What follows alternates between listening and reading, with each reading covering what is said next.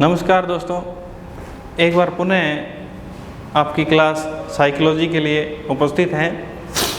हमने पिछली क्लासों में पढ़ा कि मनोविज्ञान की उत्पत्ति के बारे में हम पढ़ रहे थे।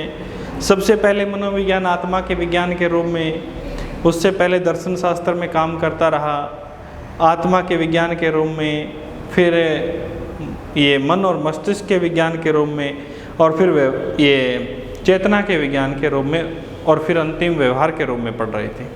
व्यवहार के रूप में हम पढ़ रहे थे, उससे आगे शुरू कर रहे हैं कि मनोविज्ञान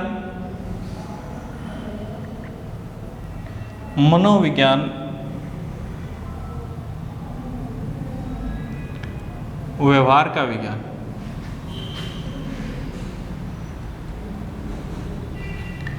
मनोविज्ञान व्यवहार का विज्ञान। देखिए, जब एक समय था, यानी मैं यहाँ कहूँ कि 20वीं शताब्दी से लेकर के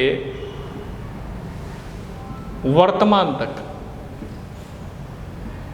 यानी एक बात कहूँ दोस्तों कि जब एक बहुत विकट परिस्थितियाँ थी, जब मनोविज्ञान का एक स्वरूप आ रहा था, कुछ समय रुक करके फिर पुनः वापस जा रहा था, फिर वापस आ रहा था, एक अभिप्राय कोई निश्चित नहीं हो रहा था कि मनोविज्ञान को सही मायने में, सही रूप में किसका माना जाए।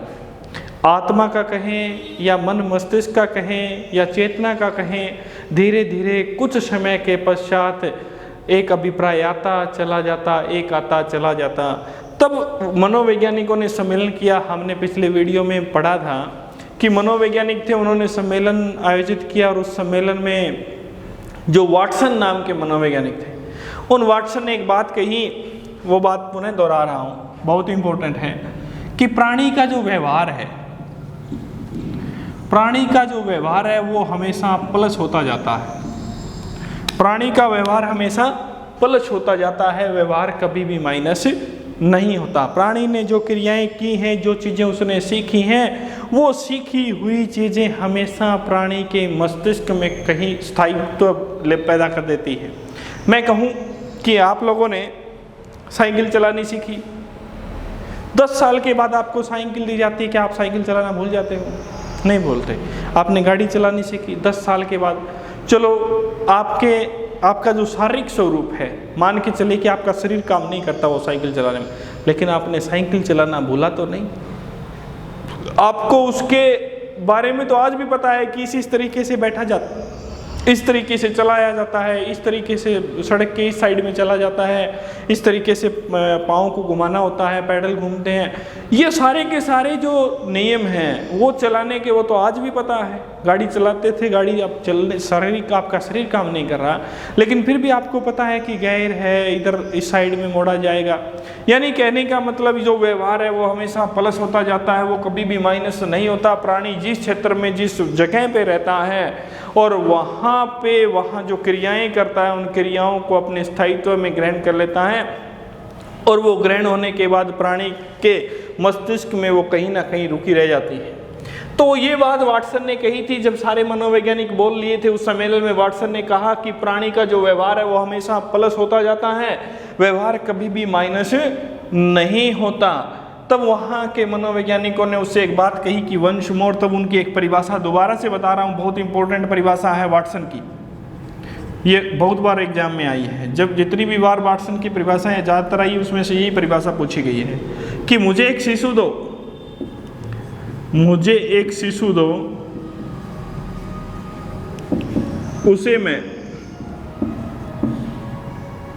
उसे मैं चोर, डाकू, इंजीनियर, शिक्षक, वकील, कुछ भी बना सकता हूँ। अब दोस्तों, उन्होंने ये बात क्यों कही कि मुझे एक शिशु दो, उन्होंने एक शिशु की मांग क्यों की? सबसे बड़ी बात ये है, देखिए, क्योंकि जो शिशु है वो इस वातावरण में, इस सामाजिक वातावरण में आया है। अब मैं एक बात कहूँ आप लोगों को कि प्राणी वातावरण का बहुत ज़्यादा प्रभाव पड़ता है। कि एक छोटा सा बालक है, अपने घर में रहता है, घर के परिवेश में रहता है, क्या उसने जब बाहरी परिवेश में जब वो आया, उसने वहाँ आकर के अच्छी अच्छी बातें सीखी? जैसे मैं कहूँ कि पंजाब वाले बच्चे अच्छी पंजाबी बोल लेते हैं, हरियाणा वाले अच्छी हरियाणवी बोल लेते हैं, राजस्थान वाले अच्छी मारवाड़ी बोल लेते हैं, अपने गाँव की गलियों वाले बच्चे अच्छी अच्छी गालियाँ निकाल लेते हैं। अब वो कहाँ से सीख करके आए? उस वातावरण में आए। उस वातावरण में जब वो प्रवेश कर, उन्होंने उस वातावरण में, जिस वातावरण में वो रहे, उसमें उन्होंने अपना जीवन प्रारंभ किया, तभी से उन्होंने वो चीज़ें सीखी। और इसीलिए इन्होंने इस शिशु की बात कही कि शिशु ही मुझे दोगे तो ही मैं इनमें से कुछ बना सकता हूँ, क्योंकि अगर आपने इसमें बाल्यावस्था में या किशोरावस्था में दिया तो उस समय हम जॉन लॉक की बात कोई भी याद रखेंगे। उन्होंने कहा था कि शिशु एक का जो मस्तिष्क होता है वो कोरा कागज होता है जिसके ऊपर अपने स्वयं के अनुभव लिखता है। यानी प्राणी का जो सबसे ज़्यादा जो विकास होता है, उधर गुडेनेफ को देखते हैं, सिगमंड फ्राइड भी कहता है, बहुत से ऐसे मनोवैज्ञानिक वो जो कहते हैं कि बालक का जो सबसे ज़्यादा जो विकास है वो उसकी शुरू की 3 या 4 साल की जो अवस्था है उसमें ही होता है। अब यहाँ वाटसन की बात जो है, इसीलिए ये सही सत्य साबित होती है कि उसे शिशु दो, उसे चोर, डाकू, इंजीनियर, शिक्षक, यानी उसे जैसा वातावरण दोगे उसमें ही वो ढलेगा।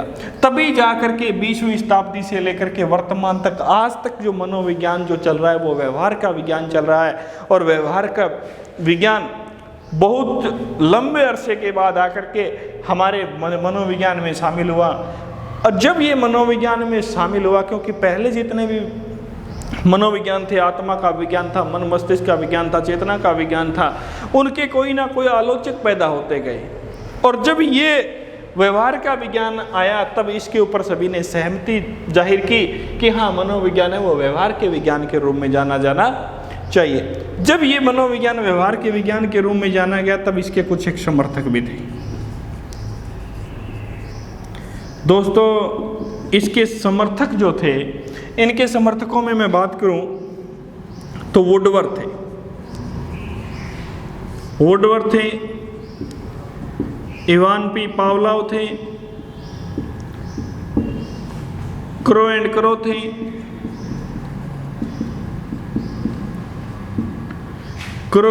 थे, B.F. स्किनर भी थे। B.F. स्किनर का पूरा नाम है ब्रॉड्स ब्यूरहेस फ्रेडरिक स्किनर। वुडवर्थ भी थे, Ivan P Pavlov, crow and cross, B.F. Skinner, Murphy भी थे, मन भी थे। ये जो मनोवैज्ञानिक थे इन्होंने समर्थन किया कि क्या किया? इन्होंने समर्थन किया। और समर्थन किसका किया? व्यवहार के विज्ञान का, व्यवहार का विज्ञान। यानी इन्होंने कहा कि जो मनोविज्ञान है, इन्होंने कहा कि जो मनोविज्ञान है वो मनोविज्ञान किसका विज्ञान है? व्यवहार का विज्ञान है। ये समर्थन किया। और जब इसका पूछा जाता है कि व्यवहारवाद का जो प्रतिपादक जो था वो कौन था? J.B. वाटसन था। कौन था? J.B. वाटसन, यानी जॉन ब्रॉड्स वाटसन, ये इसके समर्थक थे। यानी व्यवहारवाद के बारे में बताने वाला प्रथम जो मनोवैज्ञानिक था J.B. वाटसन था, जॉन ब्रॉड्स वाटसन। ये बात उन्होंने उस सम्मेलन में कही थी व्यवहार के बारे में। और जब ये मनोविज्ञान कदम दर कदम आगे बढ़ता गया और मनोविज्ञान 20वीं शताब्दी से लेकर के, यानी आज जो हम मनोविज्ञान पढ़ रहे हैं वो किसका विज्ञान पढ़ रहे हैं?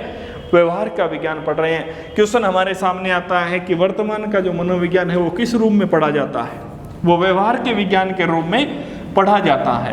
क्वेश्चन पूछा जाता है कि सर्वप्रथम मनोविज्ञान किस रूप में माना गया? वो मनोविज्ञान सर्वप्रथम दर्शन शास्त्र की एक शाखा के रूप में उभर करके आया था। और दर्शन शास्त्र की शाखा के बाद में जब आगे बढ़ा तो उन्होंने एक आत्मा पे अध्ययन करना प्रारंभ किया। प्लेटो ने किया, उसके बाद अरस्तु ने भी किया। लगभग 2 से 2,500 वर्षों तक आत्मा पे अध्ययन होता रहा। उसके बाद में मन और मस्तिष्क पे अध्ययन किया। मन और मस्तिष्क पे अध्ययन करने पोम्पोनोजी ने भी किया और उनके सहयोगी भी जो थे। उसके बाद चेतना के विज्ञान पे अध्ययन किया, जो हमने पढ़ा था पहले विषय, विलियम वुंट, जो कि संरचनावादी कहलाए थे। विलियम वुंट ने 1879 में मनोविज्ञान की प्रथम प्रयोगशाला स्थापित करने का काम किया था। दूसरी प्रयोगशाला अमेरिका के ऊंचा फेट्स में स्थापित की गई थी। उसके बाद में मनोविज्ञान वर्तमान स्वरूप में यानी 20वीं शताब्दी से लेकर के वर्तमान तक व्यवहार का विज्ञान के रूप में अपनाया गया। जब ये क्रियाएं चली दोस्तों, तो वुडवर्थ नाम के जो मनोवैज्ञानिक थे, उन्होंने इसकी एक अर्थ यात्रा परिभाषा दे दी थी। वो परिभाषा बहुत बार एग्जाम में पूछी गई है। यानी परिभाषाएं क्या होती हैं, मैं एक बार क्लियर कर देता हूं कि जो मनोवैज्ञानिकों के विचार होते हैं, जो विचार पहले अपने वो लागू करते हैं, शोध करके कहीं ना कहीं अपनाते हैं, और वो ही विचार आगे चल करके पुस्तकों में लिखे जाते हैं और वो परिभाषाओं का रूप ले लेते हैं, तो वो हमारे साथ पूछी जाती है हमारे एग्जाम में। यानी पहले जो मनोविज्ञान था वो किसका था? आत्मा का। दूसरा जो था वो किसका था? मन और मस्तिष्क का। तीसरा जो था वो किसका था? चेतना का। और जो चौथा था वो किसका है? व्यवहार का विज्ञान। यही है दोस्तों।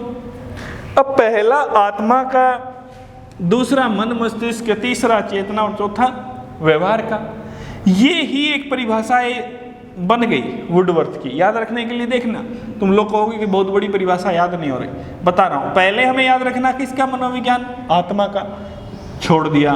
फिर किसका? मन मस्तिष्क का, नहीं अपनाया, छोड़ दिया। फिर किसका? चेतना का, नहीं अपनाया गया, छोड़ दिया। और वो अपनाया किसको गया? व्यवहार के विज्ञान को। यही बात कौन कहता है? वुडवर्थ कहता है, और बहुत बार पूछी गई। वुडवर्थ के अनुसार, वुडवर्थ कहता है मनोविज्ञान ने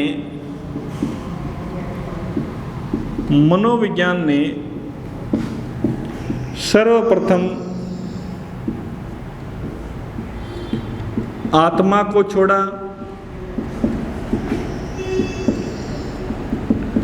फिर क्या आया था दूसरे नंबर पे? मन। फिर मन व मस्तिष्क को छोड़ा,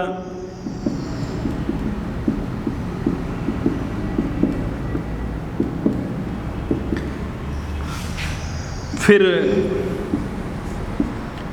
चेतना का त्याग किया,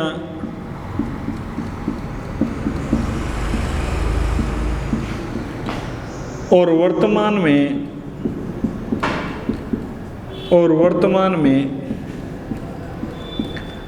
व्यवहार के विज्ञान को अपनाए हुए हैं। अब देखने में तो कह देते हैं कि परिभाषा सर बहुत बड़ी है, याद नहीं होती। परिभाषाएं बहुत सी हैं जो याद नहीं होती। याद नहीं करनी, समझनी है, रटनी नहीं है। आप लोग रट करके याद करते हो, रट करके याद नहीं करनी, केवल समझनी है। यानी हमारे पास ये क्रम होना चाहिए। अगर ये क्रम याद है तो हमें बहुत से क्वेश्चन याद हैं। क्वेश्चन पूछ लिया जाता है कि सबसे पहले मनोविज्ञान किस रूप में आया, तो आत्मा के विज्ञान के रूप में। फिर पूछा जाता है कि मनोविज्ञान का दूसरा क्रम क्या था, मनो मस्तिष्क का विज्ञान। तीसरा पूछा जाता है कि मनोविज्ञान किसका रूप था, चेतना का। चौथा वर्तमान में किसको अपनाए हुए, व्यवहार का। इसके बाद में इसमें कुछ शताब्दियां पूछी जाती हैं, तो इसमें से देख लेते हैं कि चौथी या 5वीं सदी में जो प्रारंभ हुआ था, और कौन सी सदी तक, 16वीं और कुछ समय 17वीं शताब्दी का रहा था सबसे पहला। दूसरा मन और मस्तिष्क का, यानी 17वीं शताब्दी, 17वीं शताब्दी, और 17वीं शताब्दी से 19वीं शताब्दी तक चला था। उसके बाद में चेतना का विज्ञान 19वीं शताब्दी में, चेतना का विज्ञान 19वीं शताब्दी में। उसके बाद में, यानी इसमें मैंने आपको बताई थी जो सारी सन 1852 की घटना, और 1870 ईस्वी में से लेकर के 1900 ईस्वी तक, यानी मात्र 30 वर्षों तक किसका विज्ञान माना गया, चेतना का विज्ञान। उसके बाद में व्यवहार का विज्ञान। व्यवहार के बाद में हमने पढ़ा कि 20वीं शताब्दी से लेकर के वर्तमान तक, 20वीं शताब्दी से लेकर के वर्तमान तक जो मनोविज्ञान चल रहा है वो किसका विज्ञान है, व्यवहार का विज्ञान। ये इसका क्रम है। अगर हमें ये याद है, यानी सबसे पहले आत्मा, फिर मन मस्तिष्क, फिर चेतना, फिर व्यवहार, तो इनको ही इस वुडवर्थ ने परिभाषा दी थी, अर्थ यात्रा परिभाषा दी थी कि यात्रा का क्रम किस किस तरीके से चला था। अब हमने कहा कि सबसे पहले किसको छोड़ा, आत्मा को छोड़ दिया गया था क्योंकि आत्मा के बारे में कोई स्वरूप नहीं था। अब आत्मा के बारे में कोई स्वरूप नहीं था तो आत्मा के बारे में अध्ययन भी नहीं हो रहा था कि आत्मा कहाँ है, किस तरीके से है, क्या करती है, कहीं दिखाई देती है कि नहीं देती। उसके बाद में इसको छोड़ दिया गया। उसके बाद में मनो मस्तिष्क को छोड़ा। यहाँ भी हमने पढ़ा कि मन कितने हैं, मस्तिष्क किस रूप में कार्य करता है, चेतना के रूप कई चेतना में भी गिने जाते हैं। उसके बाद में यानी दोनों एक जैसे कैसे यानी मन और मस्तिष्क दोनों को सही रूप एक साथ कैसे पढ़ा जा सकता है, इस मान करके ये भी समाप्त हो गया। उसके बाद में चेतना का भी त्याग किया, यानी चेतना के बारे में भी सही तरीके से सिगमंड फ्रायड ने भी इसकी आलोचना की। सिगमंड फ्रायड ने कहा कि कौन सी चेतना का अध्ययन किया जाता है, चेतन का किया जाता है, अर्धचेतन का किया जाता है, अचेतन का किया जाता है। और मैंने बताया था दोस्तों, मनोविज्ञान में अर्धचेतन और अचेतन का अध्ययन किया जाता है। उसके बाद में इसके आलोचक एक और भी थे जो विलियम मैकडूगल थे। उन्होंने आउटलाइन साइकोलॉजी पुस्तक में कहा था कि मनोविज्ञान के लिए दुर्भाग्य की बात है कि चेतना शब्द काम में लिया जा रहा है। और जब ये तीनों अभिप्राय अमान्य हो गए थे तब जाकर के कौन सा आया था, व्यवहार का विज्ञान। यही बात हमें इस परिभाषा में लिखनी है। ये वुडवर्थ के अनुसार बहुत बार परिभाषा पूछी गई है दोस्तों, हो सकता है कि आपसे भी पूछ ली जाए कहीं ना कहीं किसी एग्जाम में। आगे देखते हैं, ये जो कुछ परिभाषाएं थी, ये परिभाषाएं जब एक सही मनोविज्ञान लेकर के आए हम 20वीं शताब्दी से वर्तमान तक जब एक मनोविज्ञान का सही रूप लेकर के हम आ गए थे, तो उस समय वाटसन ने कहा था इसी व्यवहार के विज्ञान के बारे में, यानी मैं यहाँ टॉपिक ही डाल देता हूँ कि मनोविज्ञान की अवधारणाएं,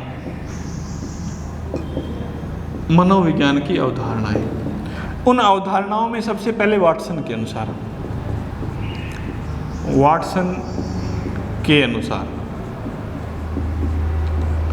वाटसन कहता है कि मनोविज्ञान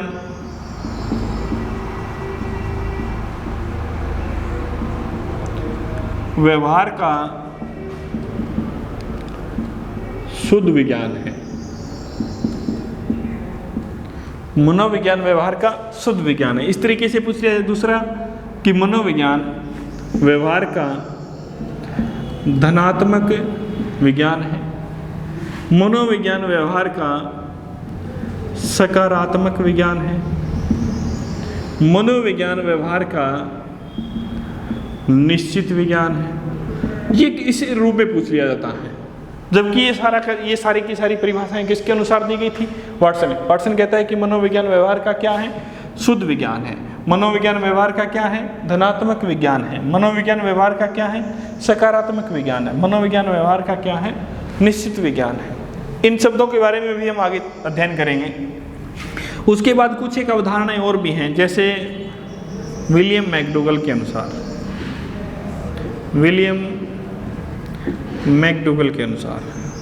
ये विलियम मैकडूगल भी वाटसन के समर्थक थे। व्यवहार के विज्ञान को मानने में इनका समर्थन था, क्योंकि इन्होंने खुद ने चेतना के विज्ञान की आलोचना की थी। विलियम मैकडूगल के अनुसार मनोविज्ञान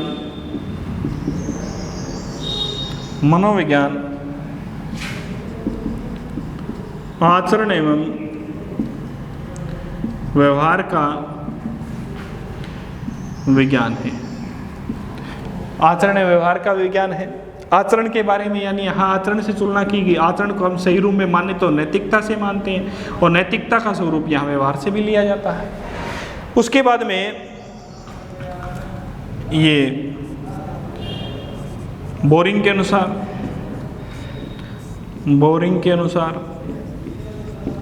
बोरिंग कहते हैं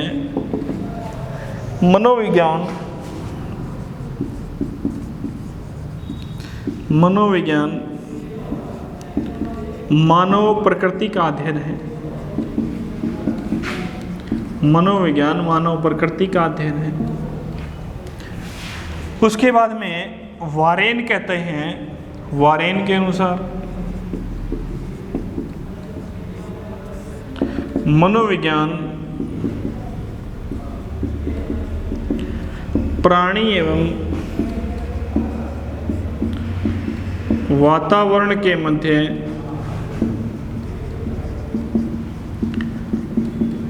अंतर संबंधों का अध्ययन है। अंतर संबंधों का अध्ययन है। उसके बाद में crow and crow,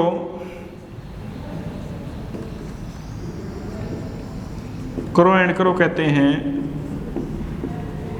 crow and crow के अनुसार मनोविज्ञान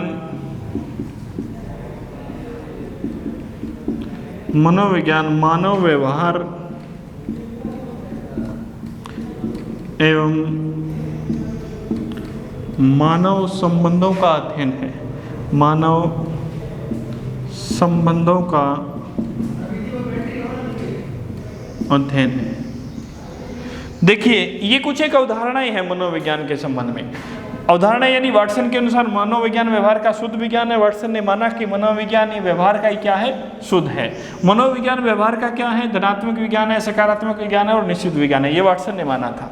उसके बाद में ये विलियम मैकडूगल के अनुसार मनोविज्ञान आचरण व्यवहार का विज्ञान है, ये बात कही थी विलियम मैकडूगल ने। बोरिंग के अनुसार, बोरिंग कहता है कि मनोविज्ञान मानव प्रकृति का अध्ययन है। किसका अध्ययन है, मानव की जो प्रकृति है उसका अध्ययन ही मनोविज्ञान है। उसके बाद में वारेन वा से वातावरण की बात करता है। वारेन कहता है कि मनोविज्ञान प्राणी एवं वातावरण के मध्यांतर संबंधों का अध्ययन है। उसके बाद में क्रो एंड क्रो, कितने कौवे हैं, दो कौवे कितने लोगों की बात करते हैं, दो लोगों की बात करते हैं। एक मानव ये है, दूसरा मानव ये है। कहता है कि मनोविज्ञान मानव व्यवहार और मानव संबंधों का अध्ययन है। धन्यवाद दोस्तों, अगली क्लास में मिलते हैं।